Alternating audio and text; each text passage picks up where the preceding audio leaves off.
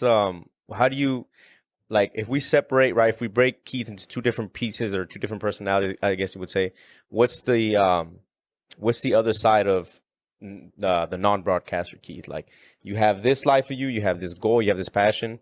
What about this other side? Like, what else are you into? What do you do when you're not commentating, when you're not doing play-by-play, or you're not thinking about any sports? What else do you do? It's hard to explain because I really think that, like, you know, there's this conception in life, or this concept, excuse me, where, you know, nowadays the social media, you're going to portray your life to everybody. This is who I am. This is what I do. Like, your podcast. This is what we do every single week. We interview people. And so I think, you know, people, you know, as I started getting older, I'm not famous by any means. Right. But, you know, in Sacramento, when I would start doing my videos and stuff like that, and I would go around town, people would be like, oh, yeah, you do the videos. Yeah. And then it was, oh, yeah, you're the broadcaster guy. Yeah. And I think people identify you as that. Yeah. And sometimes, you know, especially in the last couple of years, I just used to shy away from that, where it's like, you know, that's not just all of who I am. But at the same time, you just learn to embrace it, where it's like, you know what? If people, you know, notice you for that, then that's, you know, a positive. Because, like, you know, people understand, they recognize your hustle. Now, not everybody knowing you is a good thing, obviously. You know, you have your detriments with that, and I'll leave that up to your own interpretation out there. But, you know, for me, I think people think, like, you're supposed to talk a certain way when you're a broadcaster. If I was off the mic, no one would understand, would be able to identify my voice. Yeah. I've gone on dates. I've met people, and they're like, I'm not going to lie. I'm not going to cap. I did not think you were going to sound like that. Like that. Now, there's some times where I like to mess with people, you know, and they'll be like, you know, you order something? Do the voice.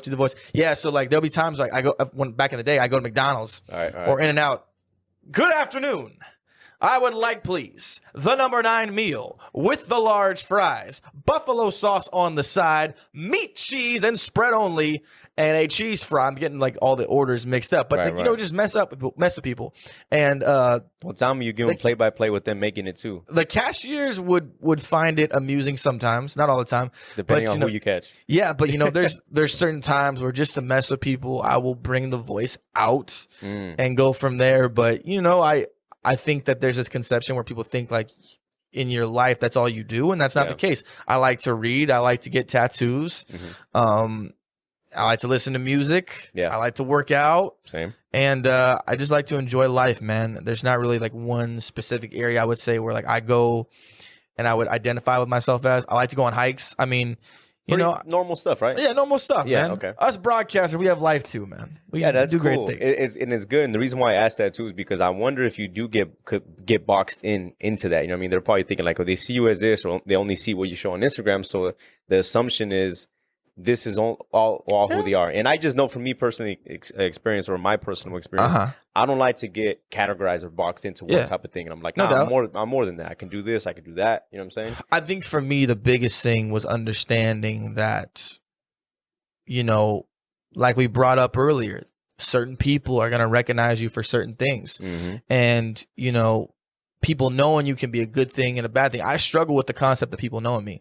And like I mentioned, I'm not, like, a big famous person, but the fact that people know me, you know, there was a time in my life where I would go to a bar or I would go to a nightclub, and I would just be like, I hope no one recognizes me, because there were some times where it's like, I don't like that concept, like, people knowing me, people know who I am, but this is the life we chose, man. And so at the end of the day, you know, that must be annoying. I love what I do, but I just think that, like, you know, you don't know people's intentions. Some people aren't, you know, always going to be positive, and, you know, there's certain situations where people recognize you, or, you know, stuff like that. And, you know, it's tough. But for me, you know, I struggle with the concept of people knowing who I was.